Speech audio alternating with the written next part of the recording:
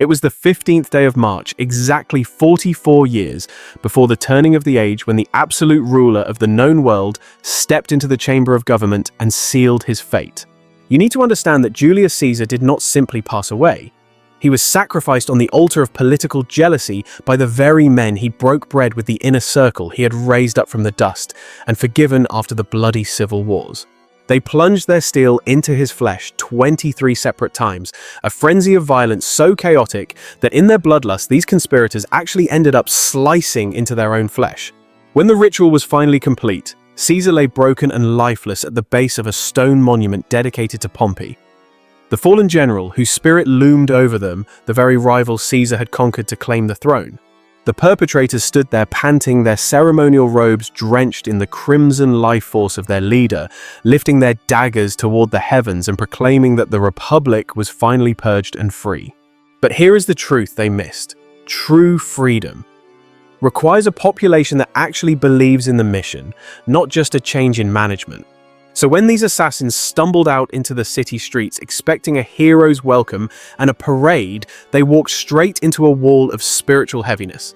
They found a chilling silence that was far more terrifying than any army. The citizens of Rome looked upon them with the cold, hollow stare reserved for home invaders who have broken down the door in the middle of the night. You see, these establishment politicians were preaching about ancient constitutions, about checks and balances, and saving the system from a tyrant. But the common man on the street had zero interest in their elitist traditions. The people were concerned with survival, whether there would be bread on the table come morning because it was Caesar who fed them, and it was Caesar who gave them a stake in the land. Caesar had looked upon the downtrodden and the forgotten and actually recognized their humanity, and now their champion was lying dead on a cold marble floor, slaughtered by the ruling class. Then came the reading of the will, a moment of revelation where the seals were broken and every single citizen realized that even in death, Caesar had prepared a blessing for them. He unleashed his personal treasury to the public and gifted his private sanctuaries along the Tiber River to the people, ensuring his legacy would flow through their lives forever. That grief, which had been bubbling under the surface like a dormant volcano, suddenly erupted into a righteous fire that swept through every neighborhood and alleyway of the capital. The mobs ignited a massive pyre right in the center of the Forum, threatening to burn the entire corrupt system of Rome to the ground, proving the conspirators had miscalculated the spirit of the age. But their biggest mistake wasn't just the anger of the crowd. It was a specific name hidden deep within that legal covenant, a seed they never saw coming. Caesar had officially adopted his grandnephew, a physically frail and sickly teenager who was barely 18 years old, bringing him into the direct bloodline of power. This was Gaius Octavius, a boy so seemingly insignificant that the heavy hitters like Brutus and Cassius brushed him off the way you would ignore a stray animal wandering near a war zone. They operated under the arrogant assumption that he would fade into the background, perhaps begging the Senate for crumbs of influence just to survive. Listen to me. They could not have been more catastrophically wrong in their assessment of this young man's destiny. That pale, underestimated teenager would spend the next 14 years on a relentless mission, methodically hunting down every single soul who dared to raise a weapon against his father. From the rugged hills of Greece to the mystical shores of Egypt, there was no distance great enough and no secret society strong enough to shield them from the judgment coming their way. This is not merely a tale of political assassination. This is the revelation of what happens next, a global manhunt that spanned continents, dismantled armies, and destroyed the very republic those killers claimed they were saving. It tore down the old order and replaced it with an imperial dynasty that would elevate Caesar to the status of a deity to be worshipped for centuries to come. Before we go deeper into this mystery, I need you to sound off in the comments and tell me exactly where you are watching from as we approach the shifts of 2026. And if you are not yet locked in with us, now is the appointed time to hit that subscribe button and join the awakening. You are tuned in to the ultimate source for dark history and hidden truth, where we expose the patterns of the past. Caesar's blood was still spreading across the marble when the first fractures in their conspiracy began to show. The ground beneath the fallen leader was slick with gore, and his toga, the symbol of Rome's highest authority, was shredded to ribbons and soaked heavy with blood. The men looming over his corpse gripped their blades with white-knuckled intensity, holding on as if they were terrified to let go of the sin they had just committed. You could see the physical manifestation of their guilt as some of their hands began to tremble uncontrollably. A few of these men had never taken a life before that fateful morning, and now they had driven cold iron into the body of a man who had poured wine for them, pardoned their debts, and called them brothers. They had butchered him with strikes to the chest, the spine and the face, stabbing over and over again until the fight left his body and he simply collapsed under the weight of betrayal. For a few agonizing seconds, the room fell into a deathly stillness, and then the spirit of panic took over. Senators who were not part of the inner circle scrambled from their seats, like wild animals fleeing a forest fire, tripping over stone benches in their desperate haste. Some were crawling on their hands and knees toward the doors, while others sat frozen in their seats, unable to tear their eyes away from the circle of killers and the crumpled body. The assassins were screaming at the crowd, trying to maintain control and demanding everyone remain calm amidst the chaos. They held up their hands dripping with fresh blood and swore to the heavens that this was not a crime, but a righteous act of salvation for the state. Marcus Brutus, the man history paints as the ultimate traitor, had tried to seize the narrative in that moment, even though he had hesitated when it was time to strike.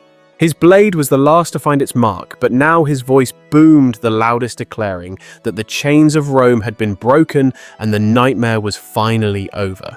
Standing right beside him was Cassius, the cold-blooded architect who had stitched this entire web of deceit together, urging the others to stand tall in their rebellion. He commanded them to show their faces and walk with the confidence of men who had performed a holy duty rather than those who had just committed cold-blooded murder. They had plotted this execution with an obsessive level of detail, assigning exactly who would grab Caesar's robe to bind him and hold him defenseless. They determined who would strike the first blow and where each conspirator would stand so that the attack would overwhelm him from every single angle simultaneously. They had selected Pompey's theatre with intentional malice, staging the event as a symbolic ritual. They carried out the deed right beneath the statue of the enemy Caesar had defeated, as if inviting the ghost of the old republic to watch and approve of their treachery. The shadow rulers had every microsecond of their coup choreographed, but their spiritual arrogance blinded them to what happens after the kill shot. They operated with a delusion so naive it almost borders on insanity. Their theory was simple: eliminate the one man standing in the way of globalism, and the corrupt machine automatically resets to factory settings. The establishment politicians strut out announcing the restoration of their demonic status quo, assuming the masses actually miss the illusion of choice and the theatre of their rigged debates. These wicked conspirators actually convinced themselves that the populace only followed the leader because they had been hypnotized or deceived by a cult of personality. Break the connection and the matrix snaps back into place. So they wiped the sacrificial blood from their expensive suits and tried to rebrand a brutal gangland hit as a righteous act of divinity. Some of these high-ranking traitors, like Decimus, kept their voices chillingly steady even as their designer robes clung to their skin, heavy with the cooling lifeblood of the man they just betrayed. They shouted out to the terrified politicians, cowering in the shadows, begging them to hold the line, promising that the purge was complete and the danger had passed. They were desperate for co-signers. They needed the establishment to validate their crime and spin the narrative immediately. But even the corrupt Senate wanted no parts of this mess. When it became clear the room was clearing out faster than a stock market crash, the so-called liberators took their theatre performance to the streets. They left the body of the greatest leader of the age, rotting where he fell, stepping into the open air as a tight, trembling pack of wolves, realizing they are surrounded. With the murder weapons still gripped in their hands, they began screaming the focus group-tested slogans they had memorized for this specific turning point in history. The dictator is dead, freedom is back, the reign of the king is over. But here was the fatal calculation they had never bothered to stress test in their echo chambers. The audience waiting in the town square was not a room full of disconnected globalist aristocrats debating the nuances of constitutional theory over wine. It was a city overflowing with the forgotten men and women, the blue-collar workers, the supply chain haulers, the small business owners, and the craftsmen who actually build the country.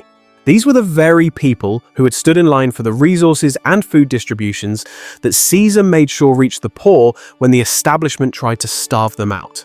These were the patriots who had watched his victory parades roll through the streets. The ones who received their rights and status solely because he rammed laws through against the fierce resistance of the corrupt senatorial elite.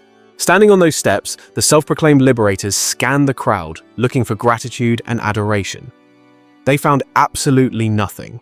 There was no wave of relief, no shouts of jubilee, just thousands of hardened faces staring up at them in a deafening, judgmental silence. They were waiting. The loyalists had not just vanished into thin air. Many had heard the whispers of a coup and rushed to the city center to see if the rumors of betrayal were true. Now, they were staring at a cluster of wealthy, out-of-touch elites drenched in human blood, lecturing the working class about the abstract concept of freedom. Meanwhile, the only leader who had ever put tangible food on their tables was lying dead on a cold marble floor directly behind them. Brutus tried to use his polished oratory skills to spin the narrative. He believed down to his very marrow that the right argument could manipulate anyone. His entire bloodline was built on the mythology of ancestors who had toppled kings in the ancient days. He saw himself as the anointed messiah of that legacy. So he laid out his twisted reasoning like a defense attorney making a closing argument in a rigged courtroom. He claimed Caesar had concentrated too much authority. He argued that he had hollowed out the institutions of the Senate. He claimed the man had behaved like a monarch in everything but the official title. He told them this assassination was painful but absolutely necessary so that the spirit of Rome itself could survive the transition into 2026. The crowd heard him out. But hearing is not the same as feeling. These were not liberal scholars sitting in a university library debating theory. These were real people who remembered Caesar riding through the streets after conquering Gaul. The man who had watched his enemies try to destroy him and responded by forgiving them. This was the man who had walked through his own private gardens on the banks of the Tiber River because he had thrown the gates open to the public regardless of their status. The Republic was just an abstract concept they had never touched or benefited from. Caesar was a flesh and blood man they had seen cheered for and depended on for their survival.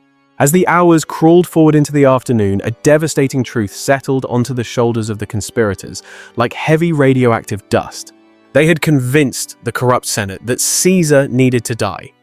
They had not convinced the city, and worse, they had zero program for what happened the day after the murder. There was no new food policy, no land reform for the veterans, no successor the people could rally behind. All they had was a bankrupt ideology and a dead man lying at their feet. Nothing more. The spirit of doubt started eating through their arrogant confidence like potent acid burning through metal. They reached out to other senators for support, but most refused to commit on the record. Some were quietly relieved the disruptor was gone, but had no intention of standing beside men the public might tear apart with their bare hands. Others in the hall had genuinely admired Caesar's strength and now looked at the conspirators with undisguised hatred and contempt. Rome was not behaving like a city that had been liberated from tyranny, it was behaving like a city holding its breath 5 seconds before a thermonuclear explosion. Into this power vacuum, two men moved with terrifying predatory speed. Marcus Antonius, the man we know as Mark Antony, and Marcus Aemilius Lepidus. Both men had served Caesar with total, unwavering loyalty, and both men had immediate access to armed battalions. Lepidus commanded hardened combat troops stationed just outside the city limits, ready to mobilize at a moment's notice. Antony, as the sitting consul, held the supreme legal authority and possessed something even more dangerous than weapons, a supernatural instinct for reading the frequency of the crowds. When word of the assassination finally reached the military barracks, the soldiers who had fought under Caesar's eagle went rigid with biblical fury. Many of them wanted immediate blood. The conspirators had bet everything on the foolish idea that the legions were exhausted from years of civil war and wouldn't fight back. They assumed that professional soldiers would not risk igniting another global conflict just to avenge a single man, no matter how famous he was. They lost that bet completely. Caesar had made his veterans wealthy, powerful, and proud. His name was stamped on their standards, their land grants, and their very identities. Killing him was not a simple political correction or a change of administration. To them, it was a cowardly knife in the back of their beloved commander. You have to understand the spiritual atmosphere over those next few days. Rome wasn't just a city, it was a negotiation conducted at the edge of a blade. Mark Antony, playing the game of the serpent and the dove, offered the appearance of compromise. He promised amnesty for the assassins, but the catch was they had to uphold every single piece of Caesar's legislation. The so-called liberators took the deal because they were cornered with no way out. They truly believed that time would lull the city back to sleep. They thought they had purchased their safety, which we're a handshake. But let me tell you, what they had actually purchased was just a brief delay before their total and complete destruction. And that destruction, my friends, was scheduled to begin the moment the funeral started. Caesar's body had to be cremated. That was the ritual, but the real war was about who would control the narrative. The enemy always wants to control the story to keep the people blind. The conspirators, the elites in the shadows, wanted a subdued, orderly ceremony. They wanted no inflammatory speeches, no spectacle, just a dignified farewell to sweep their sin under the rug. They wanted the city to move on and forget. But above all, they feared one thing. They were terrified of Mark Antony standing in front of the masses with the truth of a dead man's story in his mouth. They tried to restrain him, they tried to silence him, but Antony was the consul. He held the office and he had the floor. He was Caesar's most visible ally, and he understood something about the human spirit that Brutus never grasped. Brutus was operating on logic and intellectual pride. But Antony, he believed in feeling. He knew that if you take collective sorrow and push it in the right direction at the right speed, it transforms into a righteous collective rage. When the day arrived, the forum was filled beyond capacity. It was packed tight with men pressed against each other in every single gap between the buildings. Mothers pushed forward with children on their hips, desperate to see, straining their eyes, to witness history in the making. Scattered among the crowd were the nervous agents of the conspirators, the spies counting heads, and suddenly realizing they were surrounded by the very people they claimed to liberate. Brutus addressed the crowd first. His speech was measured, intellectual, precise, the kind of speech a politician gives to justify a crime. He explained once more why Caesar had to fall. He invoked the Republic, the traditions, the terror of one-man rule. And sure parts of the crowd stayed quiet, listening to the programming. A few heads nodded in agreement, but the spiritual atmosphere did not shift. No one wept. No one felt their chest crack open with grief. It was a reasoned argument delivered into the mouth of a hurricane. Then Antony climbed the platform. And watch the wisdom here, he did not go after Brutus directly. That would have been reckless, because Brutus still carried the respect of the establishment. Instead, Antony played a longer, deeper game. He called the conspirators honorable men. He repeated that phrase each time he mentioned them. Honorable men. The first time it sounded like he might actually mean it. The second time it sounded less convincing. By the fifth and sixth repetition, the word honorable had turned into something that tasted like pure venom in his mouth. He ignored the abstractions entirely and went straight for the senses. He pointed directly at the wounds on the body. He described exactly which blade had opened, which gash. He named the names of the men who had been close enough to strike their friend. He lifted the torn, blood-stained toga and held it up high so the entire forum could see the holes punched through the fabric of authority. Then, in a moment of theatrical brilliance that shifted the timeline of history, he unveiled a wax replica of Caesar's corpse. Every wound was sculpted in horrific detail, and he rotated it slowly, so even those standing at the far edges, the forgotten ones, could witness what had been done. The forum erupted. The gasps turned to sobs, and the sobs turned to screaming. No one was thinking about senatorial privilege or constitutional balance anymore. They were staring at a body that had been butchered by men who now had the audacity to call themselves heroes. Antony spoke of Caesar's mercy, reminding them how he had pardoned enemies who had waged war against him. He spoke of how Caesar had paid for public festivals out of his own personal fortune, blessing the people while the elites hoarded their wealth. He reminded them how he had pushed the crown away when it was offered to him in broad daylight, whatever he may have desired. Behind closed doors, in public, he stood with the people. Caesar was no longer just a politician in their minds. He was a father figure who had been murdered by his own ungrateful sons. Then Antony delivered the killing blow, the will. Caesar had left 75 drachmas to every single Roman citizen. For the poor, that was not a symbolic gesture. That was real money, a survival check. On top of that, he had bequeathed his private estates and gardens along the Tiber to the public, open to everyone forever. It was a level of generosity engineered to detonate like a spiritual bomb at exactly this moment. Antony read the terms aloud. First came disbelief, and then came a white-hot holy anger.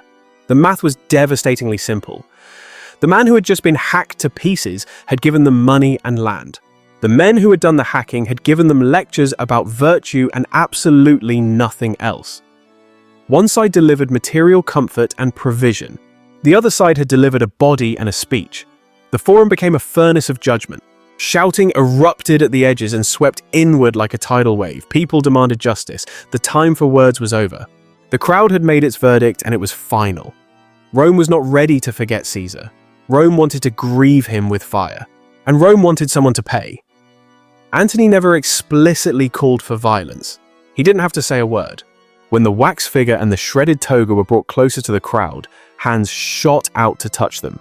Men surged forward with wet eyes and locked jaws. The original plan had been an orderly procession to a designated cremation site, a nice, neat ending for the establishment. The crowd obliterated that plan in seconds. They took the body. They ripped apart benches, market stalls, wooden signs, anything that could burn. They built a crude pyre right there in the middle of the forum, in the shadow of the buildings where the Republic had governed for 500 years, and they burned the old system down.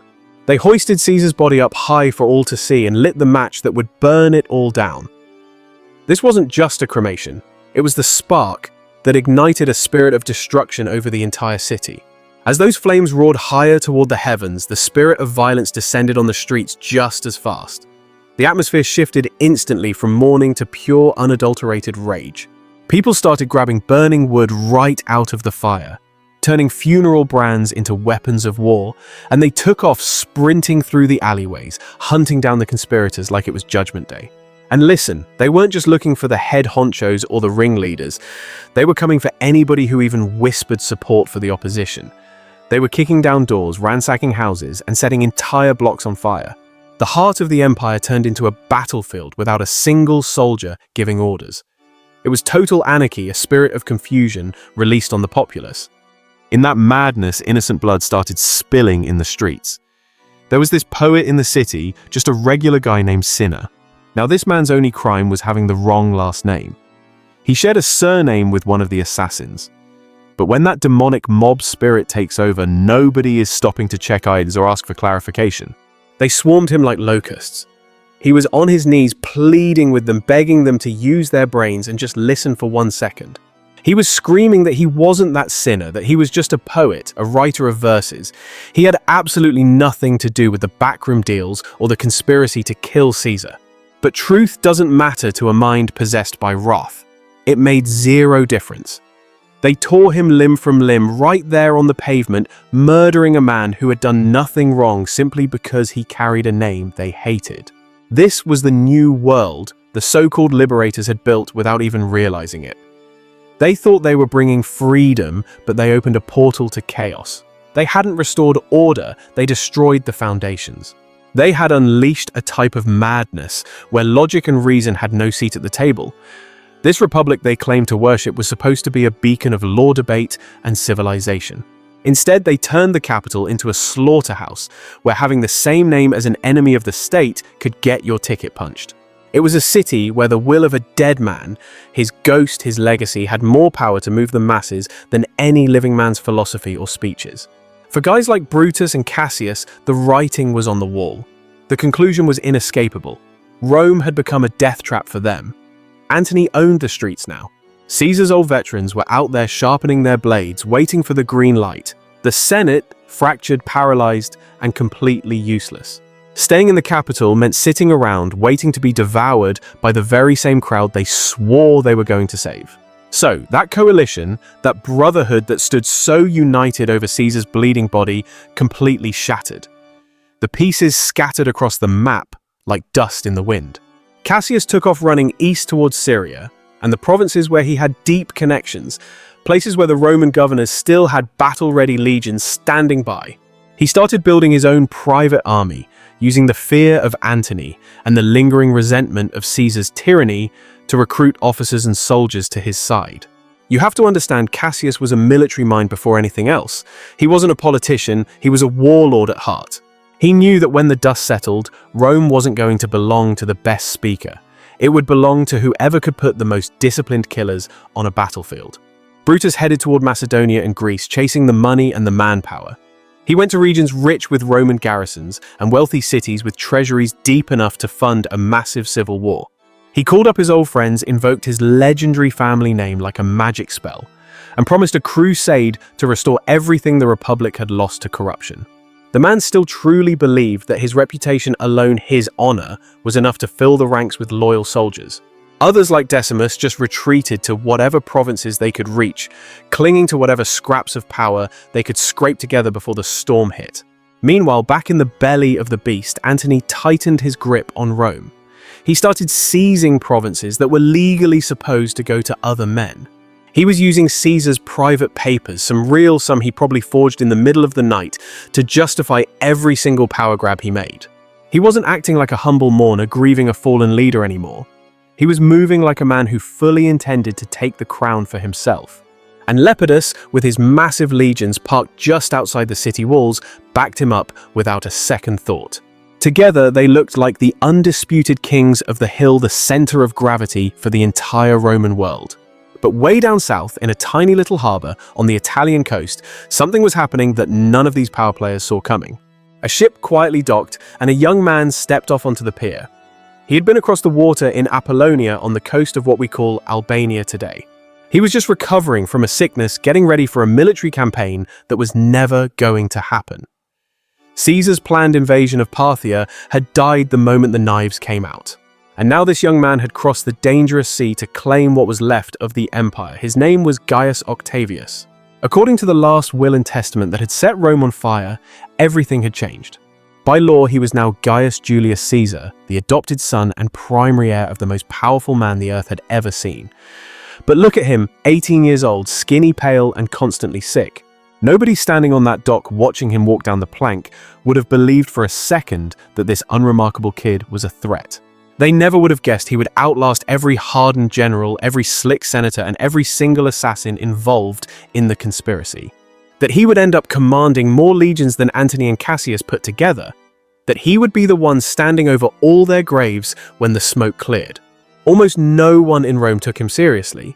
They looked at the outward appearance, but they missed the spirit inside. That miscalculation would cost them absolutely everything. Now, before we go any deeper into this timeline, let me speak directly to you for a second. If you are still locked in here with me, you aren't the type of person who scrolls away when the story gets heavy. You are the kind of person who really wants to understand how power operates in the shadows, how ambition eats people alive, and how these empires are built on blood and patience. We built a sanctuary for exactly that kind of mind. It's called the lineage. When you join us, you aren't just supporting a platform. You are keeping these uncompromising investigations alive, free from the noise, as deep and raw as they need to be to wake people up. Family, you know the drill. Our dedicated members get the intel first, accessing the hidden wisdom and the new episodes before the masses even know what is happening. If you feel the spirit of truth resonating in your soul, go ahead and hit that join button right now and step into a lineage of warriors who refuse to sleep while the world burns. We are entering a season of revelation because in this next chapter, we are going to watch a sickly, underestimated teenager walk boldly into a city that is literally eating its own children alive, a Babylon devouring itself from the inside out. He is about to look the most powerful man in Rome, the so-called ruler of the age, dead in the eye, and begin the supernatural process of converting a murdered man's name into the most dangerous spiritual weapon on God's green earth. You see, Brutus and Cassius are out there thinking they got away with the crime of the century. They believe that distance time and the ignorance of the people are on their side.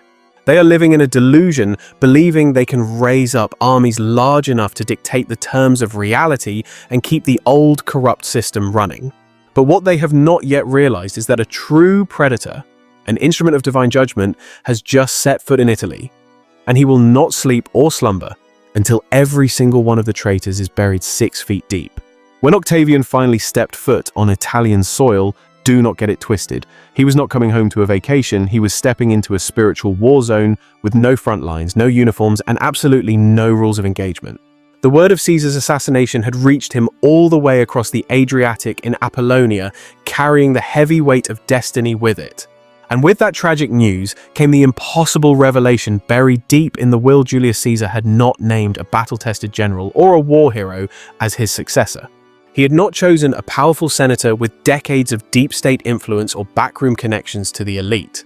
No, against all worldly logic, he had chosen this pale, frequently ill young man, his grandnephew, and adopted him as his legitimate son from beyond the grave, sealing his fate with blood. On parchment, Octavian had just inherited the most famous name in the known world, a claim to a fortune that could buy kingdoms and the political weight of a dead god. But in practice, what he had really inherited was a death sentence from the powers that be. Every single person in his inner circle begged him to run, telling him to stay away, pleading with him to wait, and let the wolves in Rome devour each other first before making a move. They told him to sit back and watch who survives the cage match between Mark Antony, the corrupt Senate, and the conspirators, and then make a decision based on safety. They kept reminding him that Antony had already seized Caesar's documents, stole Caesar's money, and hijacked the loyalty of Caesar's veterans all across Italy. To a giant like Antony, a teenage heir was nothing more than a puppet to be used for a moment, or a rival to be crushed under the heel of his boot. To Brutus and Cassius, this boy was a living symbol of everything they had tried to destroy, and the only rational move for him was to disappear into the shadows and live a quiet life. But Octavian refused to bow down to fear. His body might have been weak and frail, and he was not an imposing figure on horseback or in a room full of hardened soldiers. But behind that frail exterior lived something far more dangerous than physical muscles, a mind that calculated destiny without sentiment, a spirit that saw the chessboard 10 moves ahead. He understood one thing with absolute clarity, a wisdom that most men never grasp in a lifetime. He knew that if he behaved like a frightened boy hiding across the sea, that is all he would ever be a victim. But if he walked into Rome wearing Caesar's name like a crown, carrying Caesar's will as his shield, and speaking as Caesar's son, with authority, he could test whether that name still held the power to move the hearts of men and shake the foundations of the empire. If the name held power, he could build an empire that would last for centuries. If it did not, then nothing he did from the safety of Apollonia would matter in 2026 or any other year anyway. So he made his choice, stepping out on faith. He accepted the adoption formally, crossing the Rubicon of his own destiny. From that day forward, he demanded that everyone address him as Gaius Julius Caesar, even though historians use the name Octavian just to keep the timeline clear for us. But the people he encountered in the streets heard only one thing: the dead dictator's name spoken by a living voice, a frantic echo from the grave that demanded attention. He did not want to be just the grandnephew. He wanted to be the resurrection, the living embodiment of the legacy that the enemy thought they had killed. It was the most calculated act of personal reinvention and branding the ancient world had ever seen. When he finally arrived in Rome, he found Antony already dug in like a tick.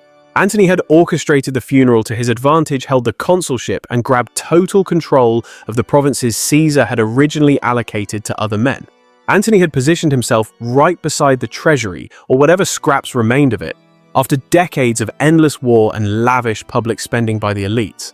The assassins had scattered to the winds, and the Senate was cowering in fear, waiting for a strongman to tell them what to do. In that power vacuum, Antony saw himself as the obvious, undisputed successor to Caesar's authority. So when this gaunt teenager appeared in the city, calling himself Caesar, Antony treated him like a complete joke. He mocked him openly in the streets, blocked his access to the inheritance, and kept the money locked away where the boy couldn't touch it.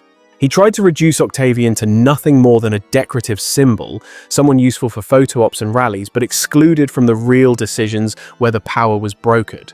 Antony fully expected the boy to accept whatever crumbs fell from the master's table and be thankful for them, and Octavian was smart enough to let him believe that lie. He showed total deference in public, playing the part of the grateful, humble youth who knew his place in the hierarchy.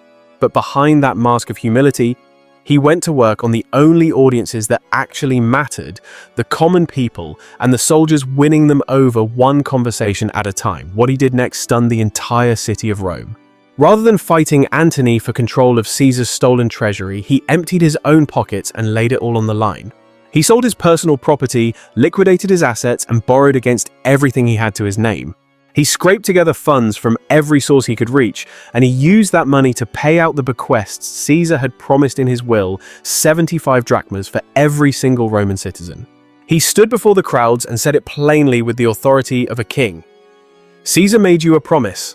I am Caesar now, and I am keeping my father's word." The financial cost nearly destroyed him and left him bankrupt, but the political return was beyond calculation. Here was a teenager draining his own fortune to honor a dead man's word while the establishment hoarded wealth. Meanwhile, Antony sat on the state treasury like a dragon guarding gold and moved slowly, doing nothing for the people. The people of Rome did not need anyone to explain the contrast to them. They saw the spirit of the true leader with their own eyes, and the awakening had begun. You have to visualize this scene because it speaks volumes about loyalty and sacrifice. These battle-hardened soldiers, men who had bled in the trenches under Caesar's command, were watching this young man literally bankrupt himself. He was emptying his own pockets to fulfill the final wishes of their fallen commander. And right then and there, a shift happened in the atmosphere. They began asking themselves a critical question, one that would completely reshape the geopolitical landscape of the entire world. They had to ask, who is the true spiritual heir to the Caesar legacy? Is it the bureaucrat holding the keys to the vault, protecting the establishment's wealth? Or is it the young lion willing to empty his own accounts for the cause? At this exact same moment, the political elite in the Senate were turning sour on Mark Antony. You had Cicero, the legendary orator, and the face of the old guard who absolutely despised Antony. He looked at him and saw a crude strongman, a thug who was dragging Rome toward a dictatorship and destroying their precious system. So Cicero went on the offensive. He launched a series of devastating public attacks, prophetic denunciations known as the Philippics, where he systematically dismantled Antony's character, exposed his hidden ambitions, and questioned his mental fitness to lead the nation. But here is where the deception comes in. Cicero looked at young Octavian and he saw something useful. He didn't see a future king or a leader. He saw a temporary weapon, a tool he could manipulate for his own agenda. He truly believed he could point this eager young heir at Antony like a loaded gun, let the two of them destroy each other in a blaze of glory, and then he would sweep the wreckage aside and rebuild the Republic on his own terms. It was the classic divide and conquer strategy. But Octavian had a spirit of discernment that went far beyond his years. He saw right through Cicero's manipulation completely, and he played the game, letting the old man continue to think he was the one in control. Under Cicero's encouragement, the Senate pushed Octavian to raise troops and go to war against Antony, thinking they were using him. They framed it as a defense of republican liberty, the usual political talking points. Octavian went along with the narrative publicly, but he had a different plan in his heart. When he finally stood before those veterans, he didn't waste time talking about senatorial rights or some dry constitutional traditions that didn't put food on their tables. He spoke about the bloodline, he spoke about Caesar. He pulled out the documents and showed them the will, the undeniable proof of his assignment. He reminded them who had given them their land, who had made them proud to be soldiers, and who had treated them as men of valor, rather than just tools of the state. He told them point blank that Antony was squandering that powerful legacy. And the people responded. We are talking about men who had marched across Gaul and fought through the hell of civil wars, now enlisting under a teenager. Why? Because he carried the name that meant everything to them, and more importantly, because he was cutting the checks right now, not promising some vague payment in the distant future. It started small, but the movement grew rapidly. Small groups turned into cohorts, and before the establishment knew what was happening, cohorts became full-blown legions. In an astonishingly short span of time, a young man who had never even stood on a battlefield suddenly had a massive army at his back ready to die for him. Now it wasn't the largest force in Italy, but it was bound to him by something stronger than military orders. It was bound by the power of memory and the reality of gold. The standoff between Antony and the Senate finally cracked wide open into total warfare. Antony made his move to seize Cisalpine Gaul by force. The Senate declared him a public enemy number one. Two sitting consuls, Hirtius and Pansa, marched north alongside young Octavian to stop him. In the brutal fighting near Mutina, Antony was driven back, but he wasn't broken. However, both consuls were killed in the heat of the battles. Their deaths opened up a massive power vacuum, a gap in the leadership that no one else was positioned to fill. Command of the surviving legions fell to the only leader left standing, who had both the legal authority and the armed men behind him, Octavian the teenager the system thought they could control. The Senate thanked him for his service with a pat on the head. Then, they made the mistake that would cost them absolutely everything. They tried to push him aside. They started awarding honors to other commanders trying to sideline him. They treated him once again like a useful boy who should just step back and let the adults take over the room. Octavian's response was the kind of power move that separates mere historical footnotes from the true forces of nature that changed the world. He turned his legions around and marched them straight toward Rome itself. He marched on the Capitol, camped his soldiers right outside the walls, and sent a single clear message to the Senate: "Make me consul." And you have to remember, he was only 19 years old. There was nothing to negotiate. The Senate capitulated immediately. Octavian became the youngest consul in Roman history through the blunt, undeniable logic of armed force. Once he was in office, he passed laws that formalized his adoption and cemented his legal identity as Caesar's son. He secured the bag and the name, but the deeper message needed no legislation. Everyone knew he had the power. He was willing to deploy it, and anyone who still saw him as a controllable instrument was making the last mistake of their political life. While all this was happening in the capital, Antony had retreated west and merged his forces with those of Lepidus in Gaul and Spain. Their combined legions now rivaled Octavian's in size and strength. The board was set for a massive confrontation. You now had three men, all loyal to Caesar's memory, each commanding massive armies, each hungry for total dominance, facing a choice that would determine the fate of the entire Mediterranean world. They could tear each other apart, which would effectively give the assassins Brutus and Cassius in the east all the time they needed to consolidate their own massive army to strike back. Or they could swallow their pride, put aside their hatred for each other, unite their forces, and destroy the assassins first. They chose unity for the moment. In the final weeks of 43 BCE, Antony, Octavian, and Lepidus converged near Bononia. It's the city we now call Bologna, on a narrow island sitting right in the middle of a river. The setting was unremarkable, but the atmosphere was heavy. The stakes were the highest they had ever been in Roman history. Each man arrived with a small personal guard eyes watching everywhere. Each man stepped onto that island knowing that if the conversation failed, the Roman world would fracture into a war with no end. None of them trusted the others as far as they could throw them. Antony looked at Octavian and saw an arrogant child who had hijacked Caesar's legacy with nothing but a name and a checkbook. Octavian looked right back at Antony and saw a dangerous brute, a man who would crush him the moment it became politically convenient. Lepidus just wanted to survive the Shark Tank and hold on to whatever power he could without being devoured by either of the two titans. But beneath all that suspicion and bad blood, there was one thing that connected all three of them. You have to understand the spirit operating here. It was a burning, consumed hatred for the men who had taken Caesar out, mixed with a demonic hunger for absolute power that none of them could satisfy on their own. They sat down for days of negotiation, cutting a deal that would completely reset the Roman world from its very foundations, creating a formal office backed by the full, crushing weight of the law, essentially the deep state coming out of the shadows. This was the second triumvirate, and let me tell you, this wasn't some casual handshake deal like the old arrangement between Caesar Pompey and Crassus. This was codified authority written in stone. The three triumvirs were granted near total power for a period of 5 years, effectively suspending the constitution. They had the power to pass laws without the Senate's approval, bypassing the legislature entirely, and they could appoint their own officials at will to fill every seat of power. In every meaningful sense, they were three dictators sharing a single throne. But as we know in 2026, thrones need funding, and the machine of war needs more funding than anything else. In order to crush the opposition of Brutus and Cassius, they needed to pay, feed, equip, and transport tens of thousands of soldiers across the sea, which is a logistical nightmare. The problem was, the Roman treasury was already gutted, completely bankrupt, because Caesar had spent heavily and the system was running on fumes. The civil wars had drained what was left of the reserves, and there was only one method fast enough to fill the coffers and eliminate their domestic enemies in a single brutal stroke.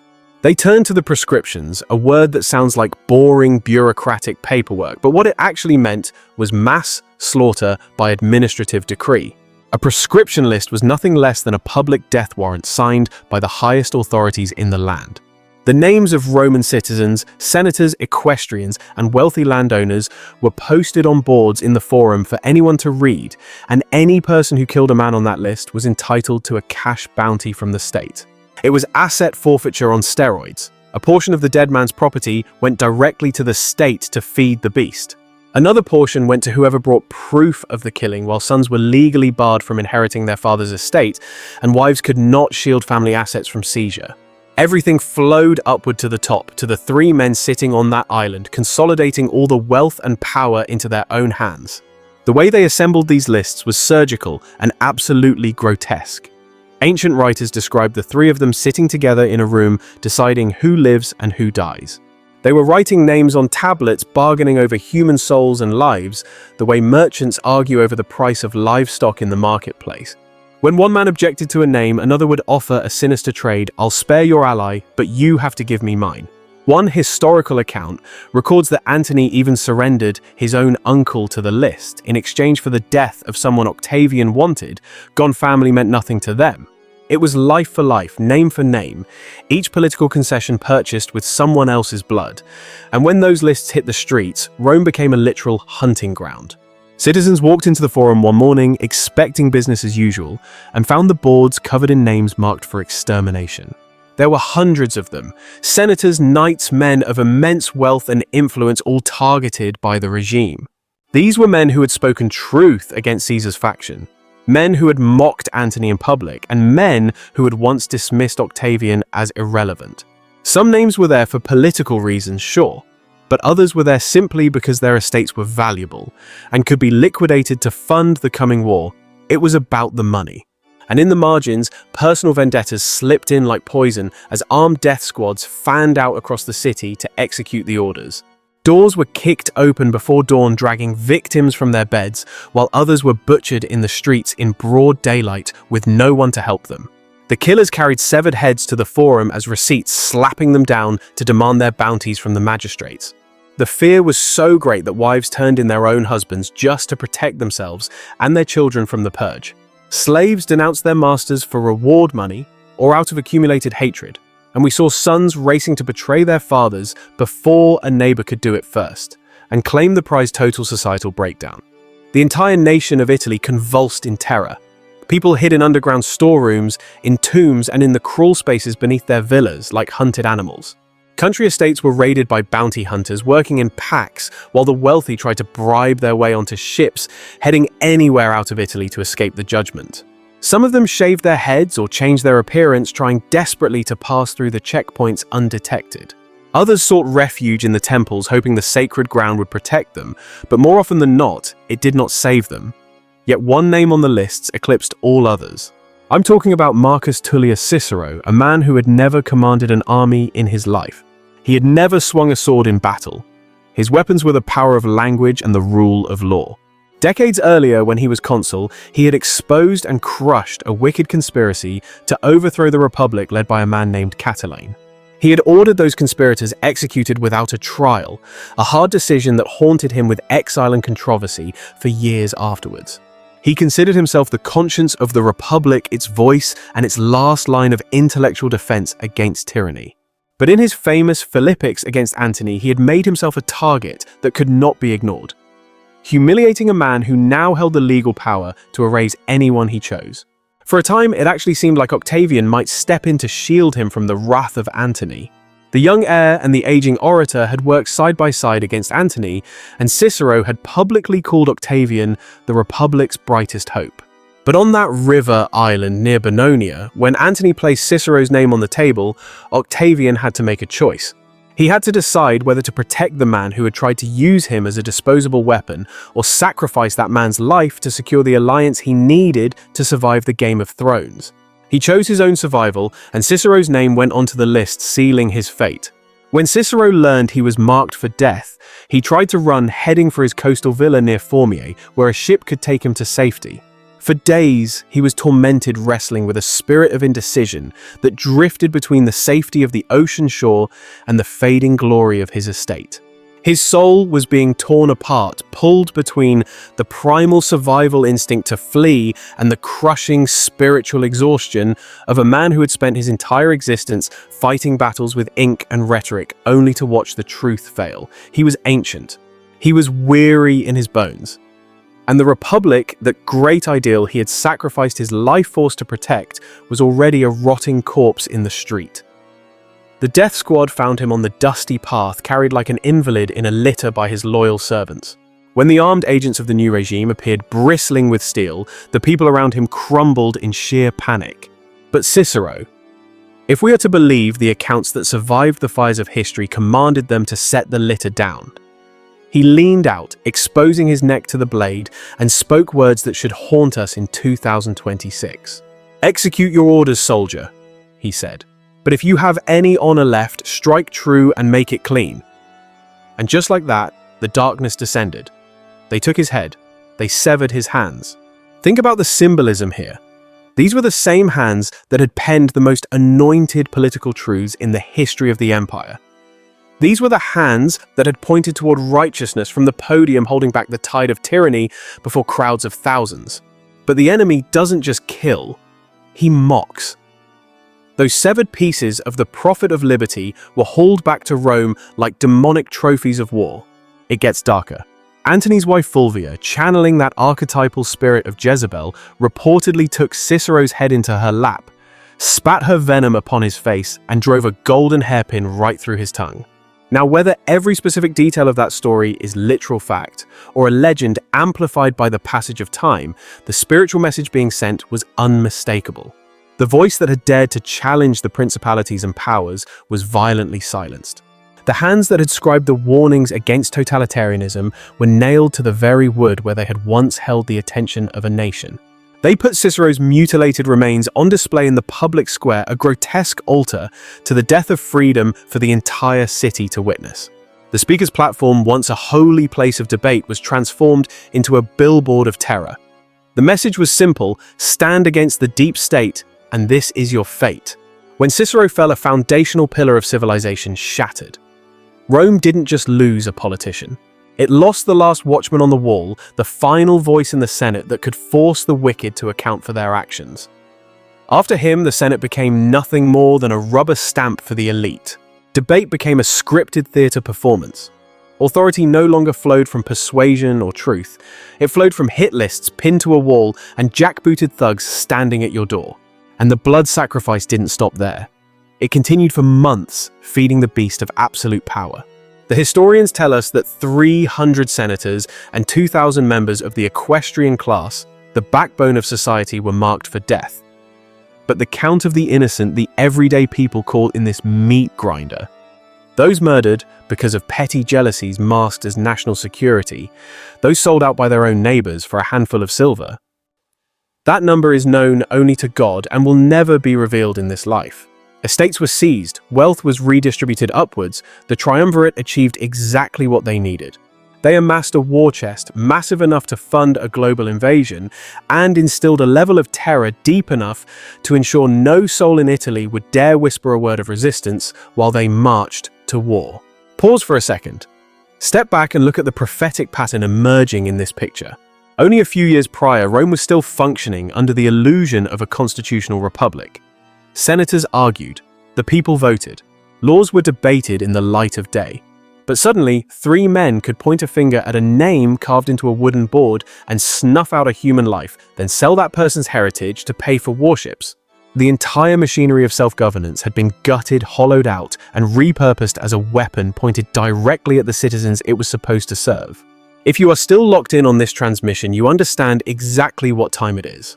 This isn't just dusty history from a textbook. This is a warning. It is a record of how fast a civilization can eat itself alive when ambition and vengeance take the throne, replacing law and restraint. Now, if this heavy, uncomfortable truth is resonating with your spirit, I need to share a resource with you. Look at the pinned comment below. We have linked a physical tome that acts in my judgment as a master key. It is the most concentrated collection of dark history and authoritarian playbooks ever bound between 2 covers. This is not casual reading for the sheep.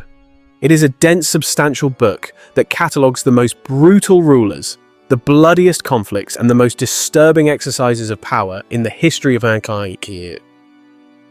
Pancone? If you know a watchman, someone obsessed with understanding the rise and fall of empires and the price they extract, this is the tool they need. If you are that person, this is the book that needs to sit on your nightstand, refusing to let you sleep until you understand the enemy. When this broadcast ends, go to that pinned comment and follow the link. If this narrative has its hooks in you, that book will not let go. By the time the purges finally slowed down, the triumvirs had accomplished their first objective. Their vaults were overflowing with stolen gold. Their enemies at home were dead exiled or paralyzed by the spirit of fear. Now they could pivot. They could turn their full attention to the second phase of the plan. The men who triggered this apocalypse, the assassins Brutus and Cassius, were not just sitting idle across the sea. They had used their exile to build a military machine of staggering proportions. They had seized the wealth of the East, taking control of the richest provinces on the map. They squeezed the people for taxes, commandeered supplies, and drafted warriors from every corner of the Roman East. They even minted their own currency stamping coins with the image of 2 daggers and the cap of liberty marking the Ides of March as a holy day of liberation. They wanted every soldier holding that silver to remember that the assassination was not a crime in the eyes of history. It was a righteous cause.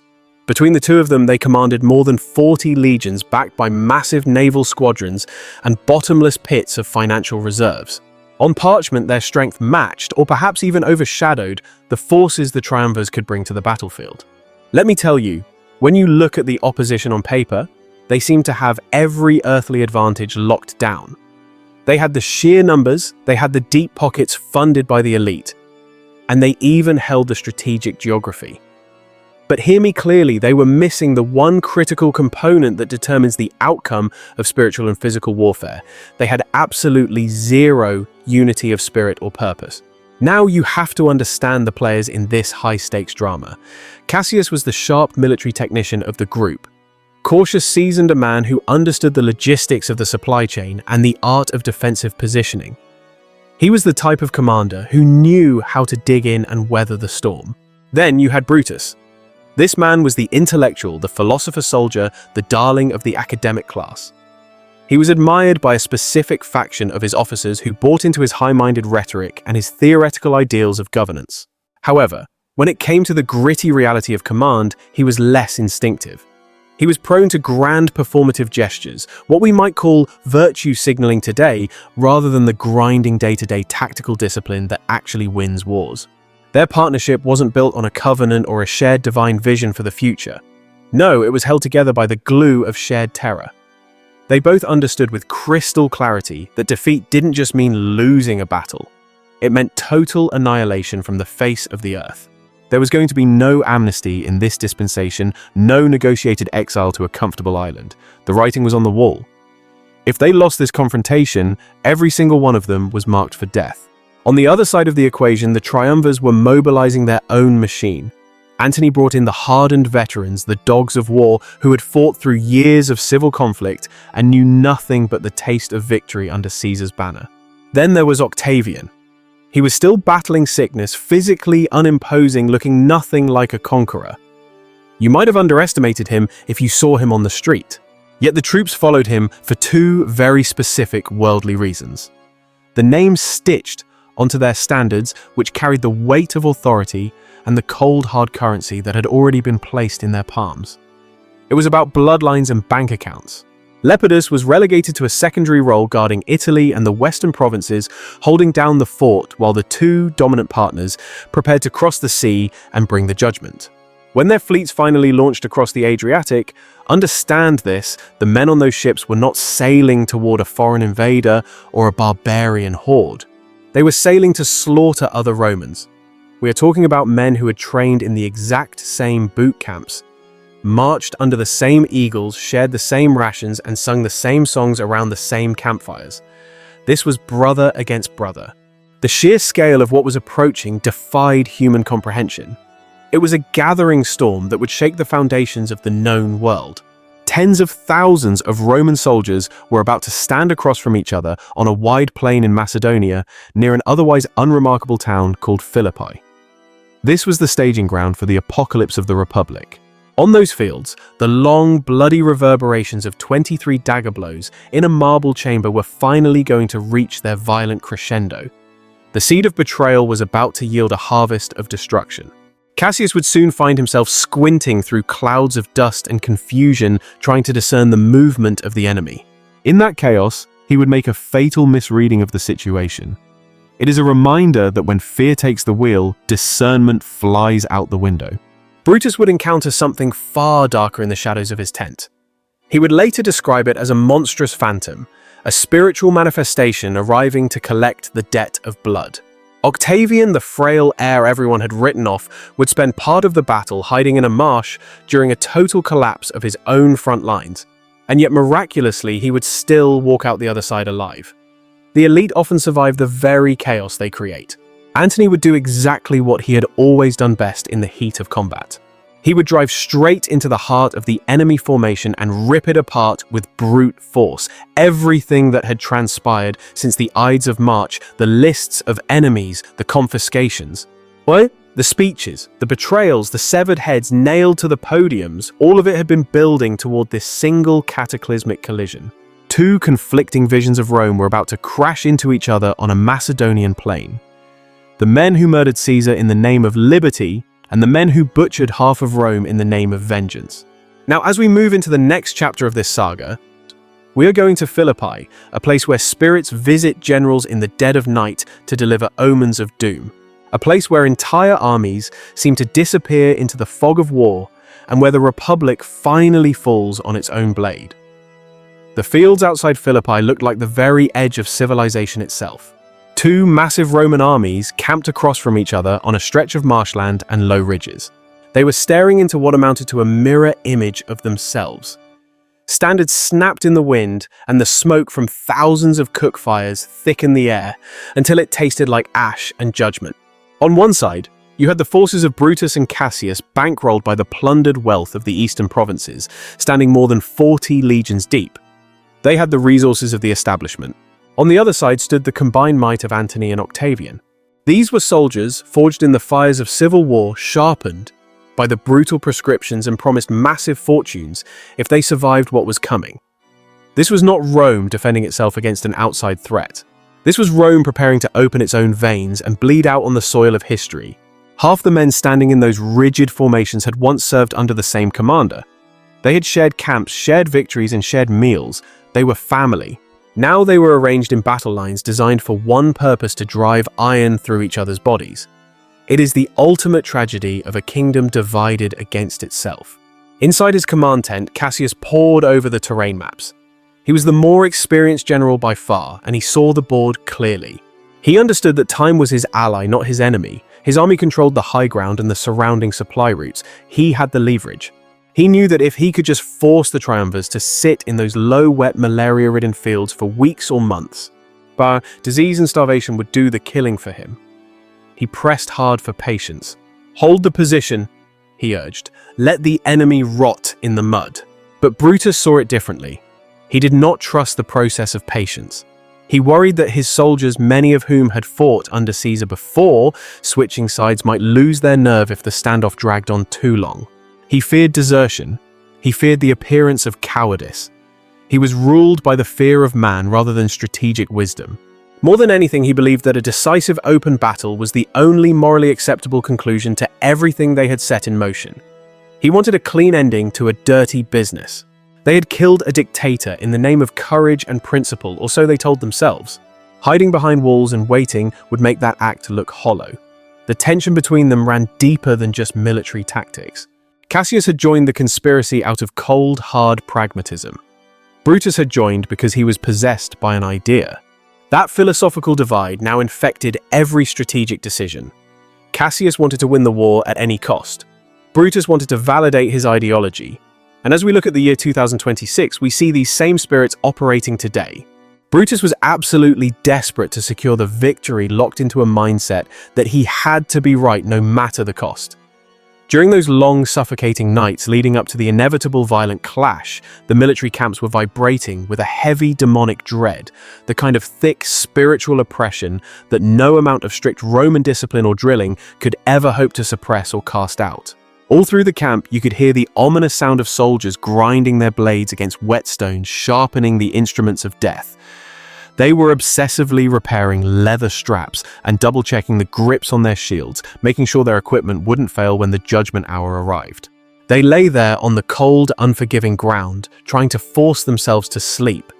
but their minds were racing with the terrifying reality that the men positioned just across the field were plotting to massacre them by the time the sun came up. You had officers circulating through the front lines like nervous handlers, barking out final orders and conducting head counts to make sure no one had deserted in the face of impending doom. These commanders were putting on a mask, pretending to have a confidence and a swagger that they absolutely did not feel in their spirits.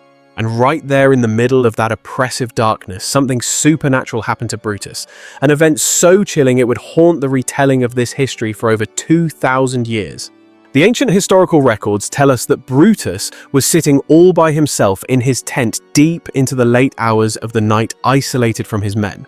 He was reading by the flickering light of a lamp when suddenly the atmosphere shifted and a terrifying shape materialized out of thin air right in front of him, a manifestation from the spirit realm. This entity was enormous, pitch black, and radiated an energy that was definitely not human. It was a high-ranking principality. To his credit, Brutus didn't scramble away in fear. He stared this demon down and demanded to know exactly what it was. The dark figure answered him with a voice that was completely void of any warmth or humanity, saying, "I am your evil spirit. I am your doom. We will meet again at Philippi." Now you have to ask yourself, did this actually happen in the physical realm? Was it just extreme exhaustion and the guilt of shedding innocent blood, manufacturing a phantom in a tired man's broken mind? Honestly, at this point, it does not even matter. What truly matters is that Brutus believed the vision enough to confess it to the people within his inner circle. And with that curse hanging over his head, he walked out of that tent. He marched his men straight into a battlefield where his entire philosophy, his worldview, and his very soul would be put to the ultimate test of fire. The first major violent clash at Philippi popped off in October of the year 42 BCE, a time of massive upheaval. The landscape itself was treacherous, giving absolutely no clean tactical advantage to either the Republicans or the Imperialists. You had jagged ridges, sinking bogs, and a strategically critical hill that sliced the battlefield into separated sectors, making communication and coordination almost impossible, a recipe for confusion. Mark Antony, staying true to his aggressive nature, refused to sit back and wait. He started driving his construction crews relentlessly through the marshes, forcing them to work like slaves. He was building causeways, engineering a path designed to loop all the way around Cassius's flank to cut off his connection to the sea and sever his vital supply lines, choking him out. Cassius was watching this threat develop in real time with a sinking feeling in his gut. He knew that if those earthworks were completed, his army would be totally strangled and starved out. He was forced to make a move. His troops collided with Antony's forces in savage close quarters, hand-to-hand combat right along the muddy edges of the marshlands. At the exact same time, on the completely opposite end of the battlefield, Brutus ordered his own legions to charge forward, targeting Octavian's camp for destruction. What followed was a chaotic battle fought in near blindness, a true fog of war. Clouds of dust swallowed up all visibility, and the noise of war was so deafening you couldn't hear yourself think. Entire cohorts of soldiers surged forward like a wave shattered against the wall of resistance, regrouped in the blood and dirt, and surged forward again in a relentless cycle of violence. Trumpet signals were blasting, competing with the screams of the dying. In Brutus's sector, his men actually managed to break through the lines. They overran Octavian's camp, completely taking the ground. But Octavian himself, he was gone. Some historical accounts claim a mysterious illness forced him to be moved out before the fighting even kicked off. Other sources say he crawled into a swamp like a rat and hid in the muck while his headquarters was being destroyed all around him. His officers were being cut down right where they stood. His standards and flags were captured by the enemy. From where Brutus was standing, it looked like a total sweeping victory. But on Cassius's side of the field, the exact opposite scenario was playing out. Antony's hardened veterans smashed right through Cassius's defenses, overran his camp, and set his tents ablaze, lighting up the sky with destruction. Cassius stood there watching thick columns of black smoke rise from his own position, signaling the collapse of his command. He saw his own cavalry streaming away in a panicked retreat. The communication lines between the two halves of the Liberator army had collapsed entirely. They were fighting two different wars. Messengers and runners arrived way too late, carrying contradictory information that only added to the confusion and the spirit of chaos on the field. From Cassius's vantage point, squinting through a thick, demonic haze of dust and smoke from a nearby hill, the battle appeared to be an absolute catastrophe with no hope of recovery. He sent one of his most trusted officers, a man by the name of Titinius, to ride out toward where Brutus's forces should be and report back on exactly what was going down. Then Cassius watched from that hilltop as a group of horsemen surrounded Titinius in the distance, cutting him off. The men standing right beside Cassius started shouting that Titinius had been captured by the enemy forces. Cassius decided he had seen enough, or at least his fear told him he had. The man who had helped orchestrate the most famous political assassination in human history simply could not stomach the idea of being dragged in chains before the very men he had tried to destroy. He refused to become a public spectacle for the opposition to parade around. He turned to his servant Pindarus and asked for help ending his life. Ancient tradition holds that the blade Cassius used was the exact same weapon he had driven into Julius Caesar on the Senate floor. Talk about reaping what you sow. On a windswept, lonely hill in Macedonia, far away from the city of Rome that he claimed to have saved from tyranny, the end came. Cassius leaned into that sword and died believing that everything was lost, that the mission had failed. But the tragedy is he was dead wrong about almost all of it. Literally minutes later, Titinius returned, and he wasn't a prisoner in chains. He was riding back wearing a victory wreath on his head. He had ridden into Brutus's lines, not the enemies. The horsemen who had surrounded him were celebrating a win, not capturing a prisoner of war. When Titinius reached the hilltop and found Cassius dead on the ground, the crushing weight of that mistake, that misunderstanding, absolutely destroyed him. Some accounts say he took his own life right there on the spot out of grief. Brutus arrived shortly after, looked down at the body of his partner, and reportedly called him the last true Roman. It was a eulogy delivered over a corpse that was created entirely by a misunderstanding, a casualty of deception and lack of vision. The most strategically capable mind in the entire liberator movement had destroyed itself, because dust clouds distance and fear made friends look like enemies. The first battle of Philippi ended without a clear winner on the field, leaving the door open for the final judgment that was yet to come. It was a chaotic scene of biblical proportions, a true clash of wills, where the fog of war descended heavily. On one flank, Brutus had absolutely decimated Octavian's wing, raiding the camp and scattering them like chaff in the wind. But on the other side, the narrative was flipped.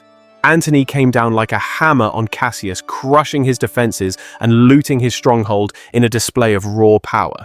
If you look at the chessboard tactically, it was a stalemate, a wash. But if you peer into the spiritual and strategic landscape, it was an absolute catastrophe for the assassins. They lost Cassius, and you have to understand he was the brain, the architect, the only man among them who truly grasped the gravity of the situation. Cassius knew how to wage a long, grinding war of attrition. He was the operator who understood the mechanics of the deep state machinery. But now he was gone, having taken himself out of the equation in a moment of despair, removing the very wisdom they needed to survive the coming storm. In the weeks that followed, Brutus tried to step into shoes that were far too big for him. He attempted to hold this fractured, broken army together through the sheer force of his personality, but the anointing just wasn't there.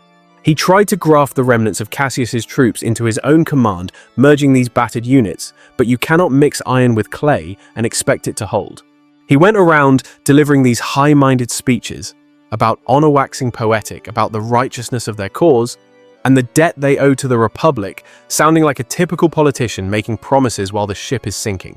On the surface, he projected this mask of calm and certainty, acting like he had it all under control. But the soldiers, they weren't buying it.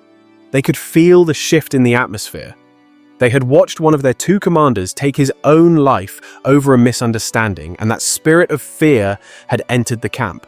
You could see the confidence draining out of that army, like water pouring from a cracked vessel. The morale was evaporating. Meanwhile, across the field, Antony and Octavian were rebuilding their strength, rising like a beast from the sea, ready for the second round. Octavian was definitely shaken by the humiliation of that first engagement. His ego took a massive hit, but the important thing was that he was still standing. He was alive, and in the Game of Thrones, survival is the only victory that matters. Mark Antony, on the other hand, saw his battlefield reputation reach almost mythical status. He had proven once again that when it came to raw, violent, kinetic warfare, there were very few men in the entire Roman world who could stand toe-to-toe with him. The triumvirate had the resources.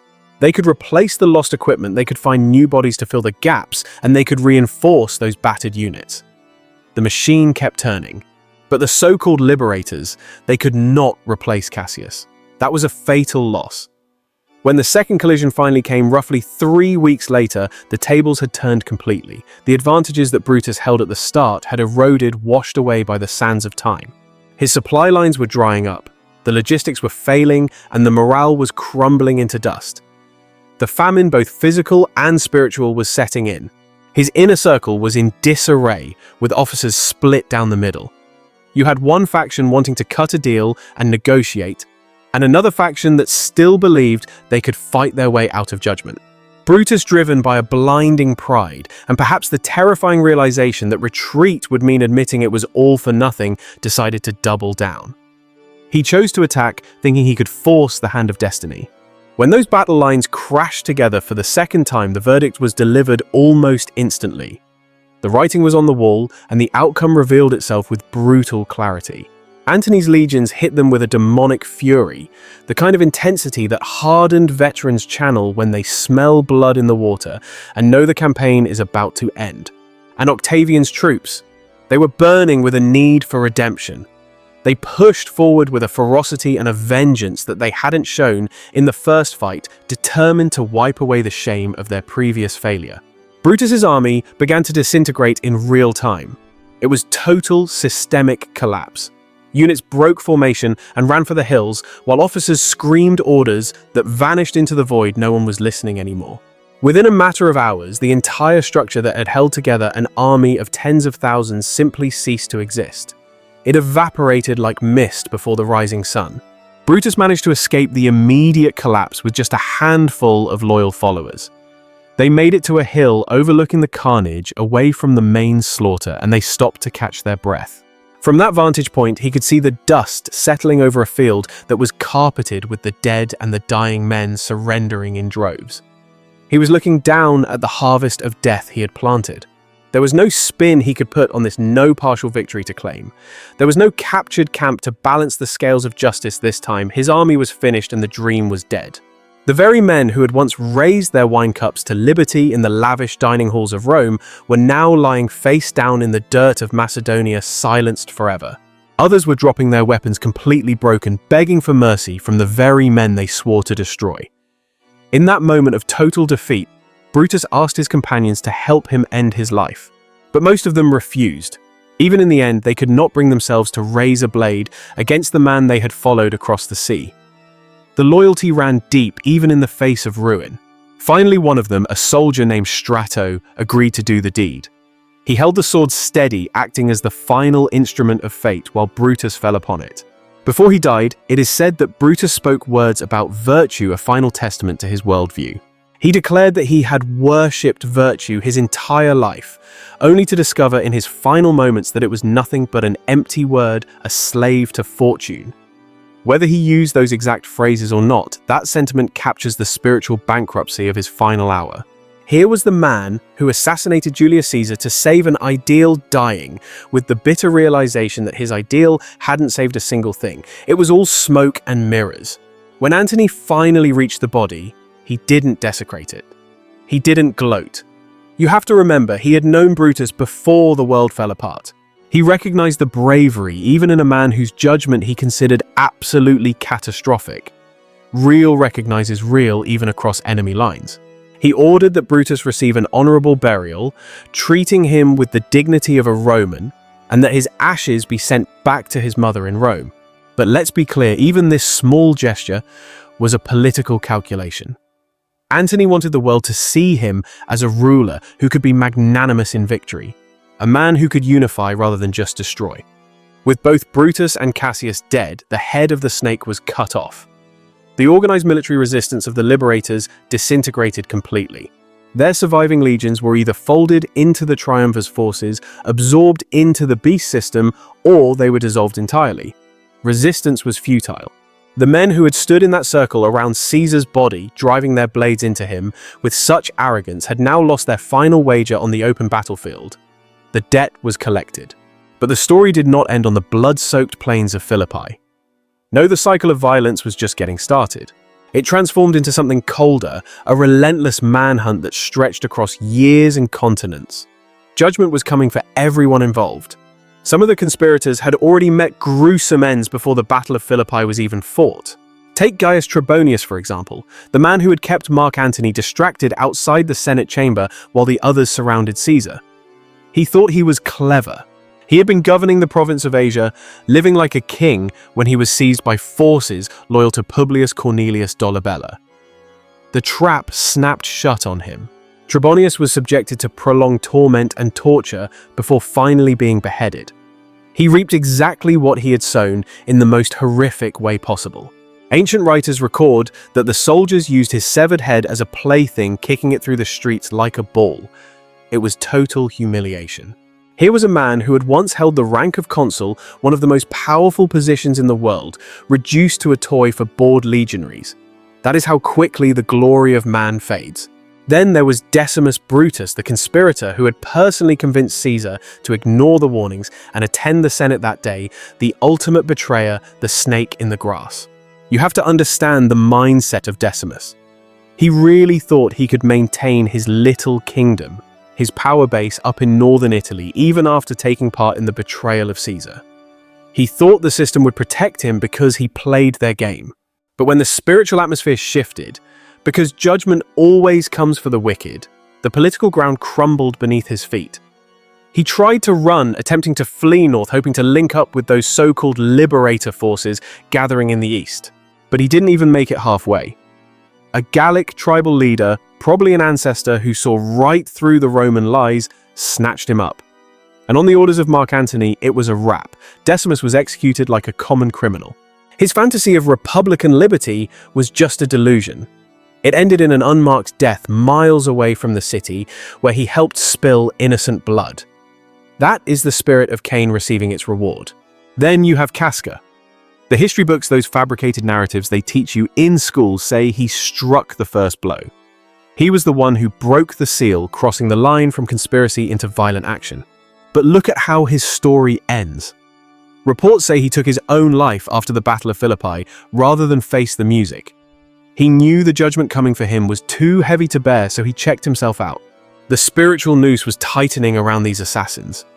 There was no Supreme Court, no formal tribunal to condemn them, no judge banging a gavel to pass a sentence. It was divine retribution. They were hunted down like animals until they were erased from the earth.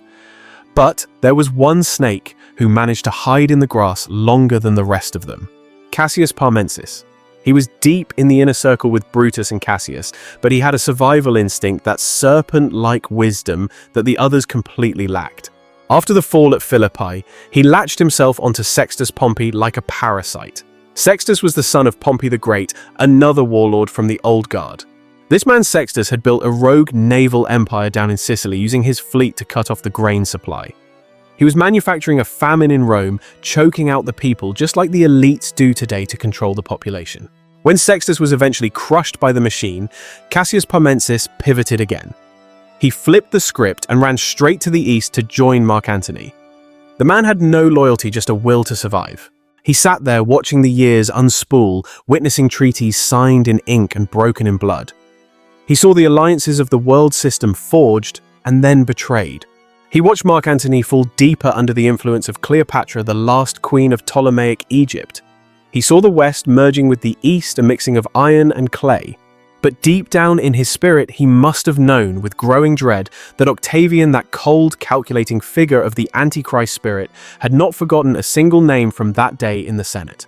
14 years after the assassination, 14 years of looking over his shoulder, agents of Octavian tracked Cassius Parmensis down in Athens and ended him. He was the last known survivor of that wicked conspiracy. The sickly teenager they laughed at, the one the conspirators dismissed as irrelevant, outlived every single one of them. He ensured that the debt was paid in blood. God is not mocked, family.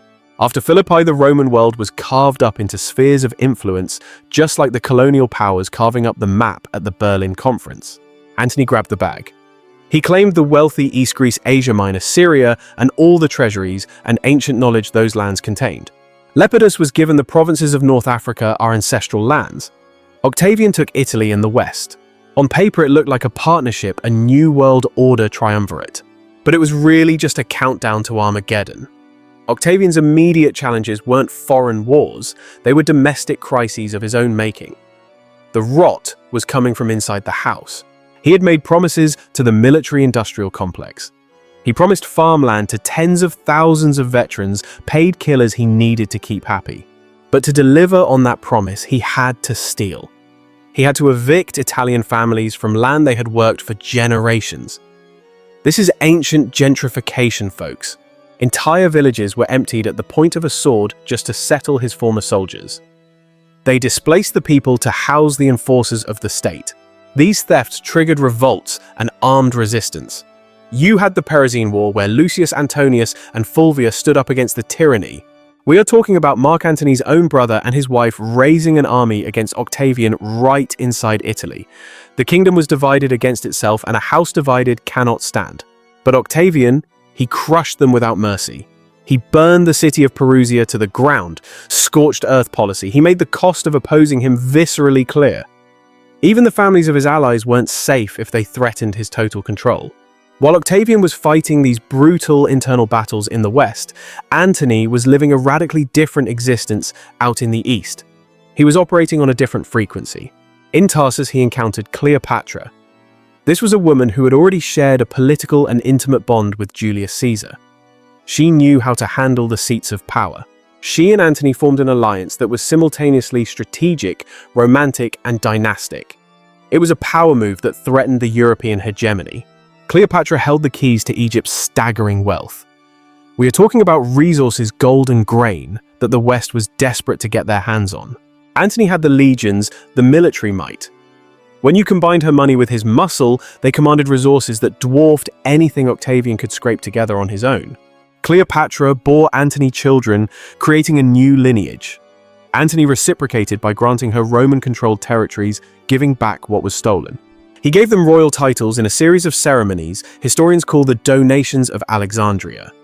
He was shifting the center of gravity away from Rome. To the Romans back in Italy, this looked like a scandal.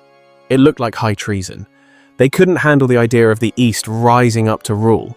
A Roman general carving up the empire and handing pieces of it to an Eastern queen raising mixed children, who might one day claim sovereignty over Roman provinces, that was their worst nightmare.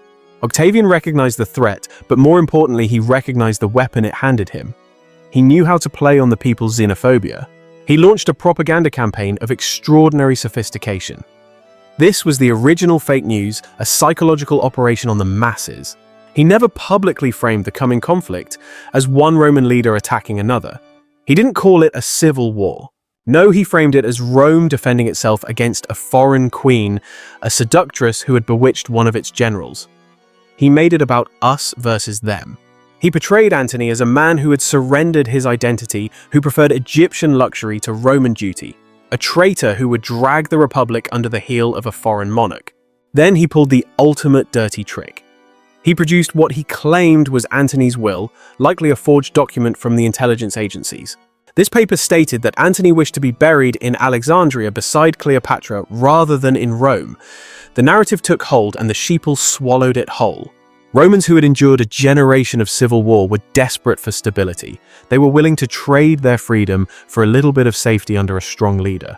But what they could not tolerate was the image of that leader shackled to a foreign throne, ruling from a palace in Egypt instead of the Forum. They chose the chains of the West over the wealth of the East. You have to understand the level of psychological warfare at play here. By spinning the narrative and casting Antony as a soul enslaved by Cleopatra's exotic charms.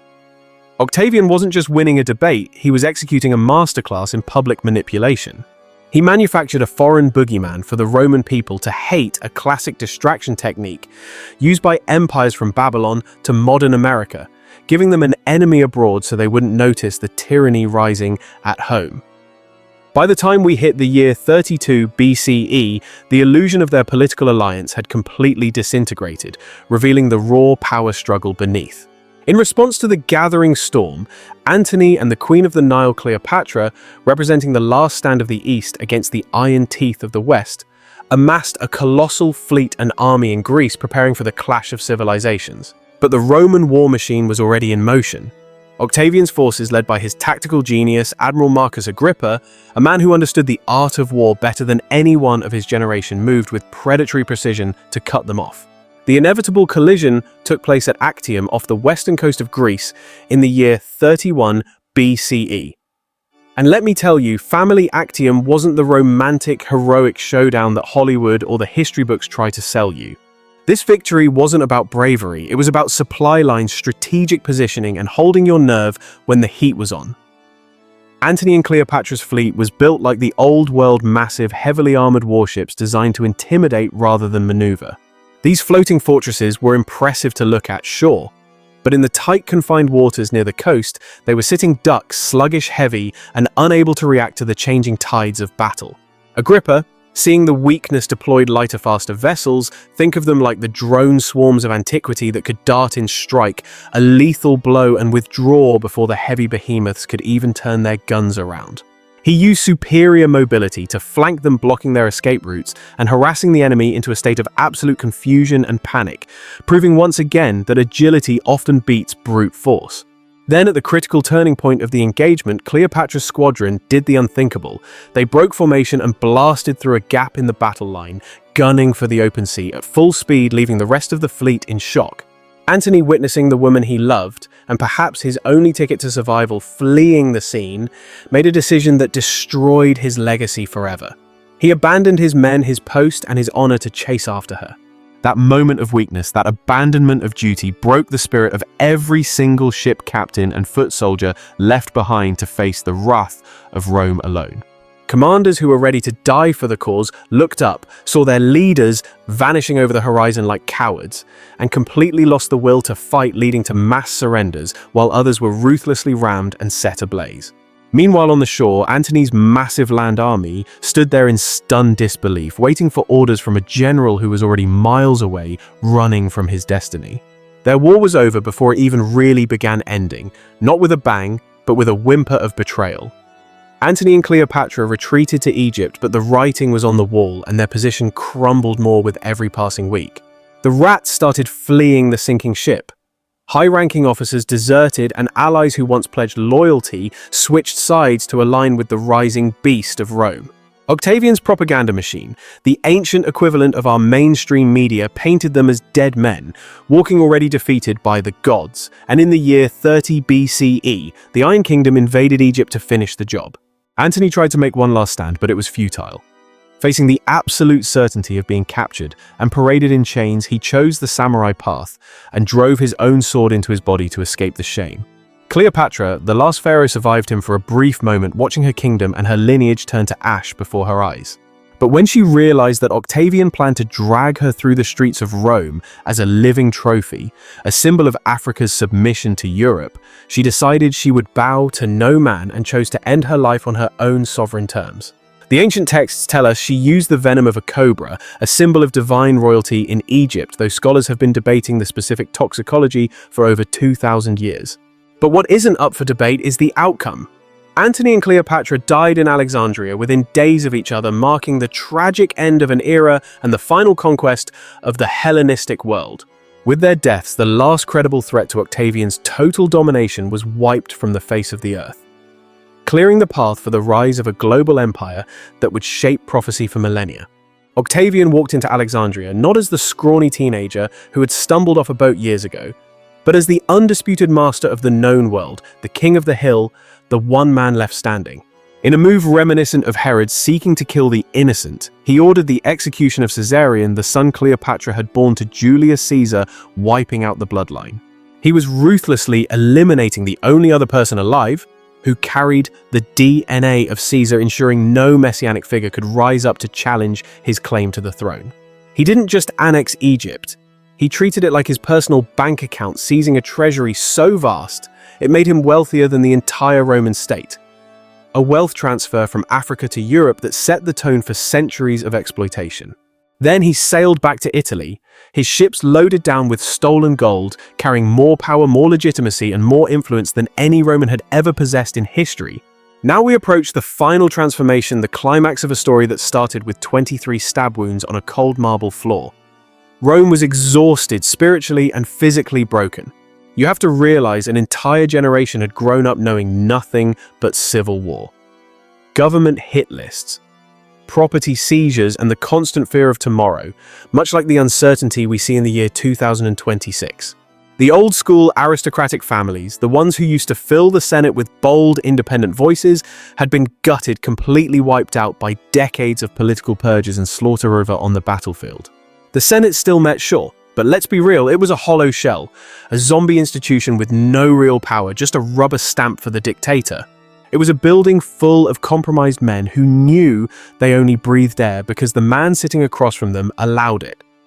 Octavian understood the psychology of the masses with a precision that was terrifyingly genius. He didn't storm into the Senate yelling, "I am king," like a tyrant from a cartoon. He was smarter than that. He knew the Romans had spent 500 years defining their culture by their hatred of the monarchy. The word rex, or king, was political poison, a trigger word that would start a riot. So instead of seizing the title by force, he pulled the ultimate reverse psychology move. He staged a surrender. In the year 27 BCE, Octavian stood before the Senate and announced that the emergency was over. He claimed he was returning all his extraordinary emergency powers back to the state, pretending to restore the Republic while actually cementing his grip on it. He presented himself as just a humble citizen who had done what was necessary to save the country, and now only wanted to retire to a quiet life. It was the greatest piece of political theater the ancient world had ever seen, a total psyop. The Senate, packed with yes-men who knew exactly what the script was, responded right on cue. They begged him, literally pleaded with him not to abandon them. They insisted that the entire state would collapse into chaos without his divine guidance and steady hand holding the wheel. They showered him with new titles and expanded legal authorities, but the most significant label they slapped on him was Augustus. This wasn't just a name. It was a word dripping with religious significance, implying sacred grandeur and divinity without technically using the hated word king. It was a spiritual deception. He accepted the title with a carefully rehearsed reluctance, acting humble while ascending to godhood. From that day forward, he was Imperator Caesar Augustus, the first head of the beast system. He controlled every single province where the military was stationed, ensuring that the iron fist of Rome was firmly in his grasp. He bought the loyalty of the army through decades of shared trauma and generous paychecks, and he secured the gratitude of a weary citizenry who credited him with bringing peace and safety, the ultimate warning sign in prophecy. Fear had totally silenced the masses, brothers and sisters. He didn't just have their obedience. He had the terrified compliance of every soul who remembered the purge lists, those government hit lists that look a lot like the cancel culture and digital surveillance tightening around our necks in 2026. He styled himself as princeps, claiming to just be the first citizen among equals, humble as can be. But that was the ultimate deception of the Gentile nations. In every way that truly mattered, he had crowned himself. He was the first true head of the beast system in Rome, the prototype for every tyrant to follow. And watch the spiritual wickedness at play here. Simultaneously, Julius Caesar was receiving formal divine status. The state was manufacturing a god. They looked to the heavens for signs and lying wonders. A comet trailing across the sky shortly after his death was twisted by the propaganda machine into proof that his soul had ascended to the right hand of the gods. It's the same astrological manipulation the elites use to fool the masses today. They erected a temple to Divus Julius, worshipping a dead man as a deity. And Octavian, who had rebranded himself as Augustus, meaning the exalted one, stepped right into that spiritual vacuum. He dared to claim for himself the title Divi Filius, son of a god. Do you see the blasphemy? Long before the true Messiah walked the earth, the spirit of Antichrist was already laying the groundwork, claiming divine sonship for a political ruler. The irony is biblical in its tragedy. The conspirators who killed Caesar to stop one man from rising above the law had instead birthed a nightmare world where Caesar was worshipped as a deity and his heir reigned as a living, breathing demigod. Listen closely, because this mirrors exactly what we are watching in the West right now. The Republic didn't collapse in a single dramatic movie moment. It bled out slow and painful over years, dying the death of 1,000 cuts. It bled right there on the Senate floor when the blades were drawn in anger. It continued to bleed in the eerie silence of the mob, the people who refused to cheer for the so-called liberators because they knew the game was rigged. The lifeblood of the nation poured out in the fires of Caesar's funeral pyre and in the demonic screams of the riots that followed. It bled through every name scratched onto those prescription lists, death warrants signed by the state against its own citizens. It flowed like a river across the plains of Philippi, where brother slaughtered brother Roman, butchering Roman. That was the final blow. The old world didn't just die, it was murdered by its own children. Fast forward to the Great Deception. When Octavian stood before the Senate playing the humble servant offering to return power to the people, everyone in that room knew it was a lie. He would never let go. Brutus and Cassius told themselves they were saving Rome from tyranny, but they were blind to the spiritual war they were fighting. What they actually accomplished was the destruction of the only remnant capable of holding the line.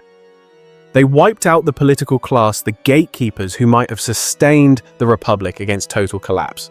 Their act of violence didn't bring peace, it unleashed hell.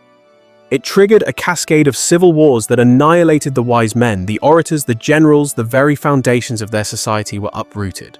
Every institution that could have stood in the gap to check a future strongman was leveled. It's the same clearing of the board we see happening in global politics today, removing the restraints so the lawless one can rise. By the time the sword was finally sheathed, the resistance was dead. There was simply no one left with the power, the resources, or even the will to fight back against the new world order. And here is the hard truth for us in 2026. The people broken by decades of chaos and trauma didn't mourn their lost freedom. They cheered for their chains. They welcomed the emperor with open arms because they were tired of the struggle. Stability became their idol. They valued safety and a full belly more than any principle written on a scroll or a constitution. They traded their birthright for a bowl of soup just like Esau. Those 23 wounds carved into Caesar's flesh didn't stop the rise of a dictator. Prophecy dictates that chaos precedes control.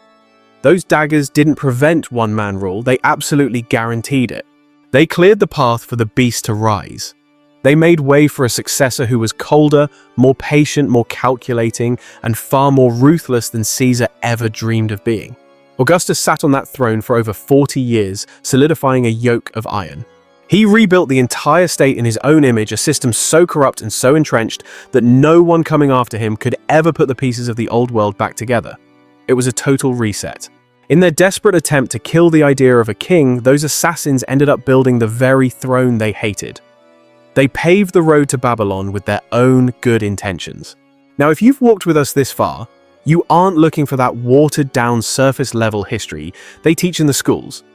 You've traced the bloodline from the Senate floor through the riots, the purges, the battlefields, and the suicides in the palace.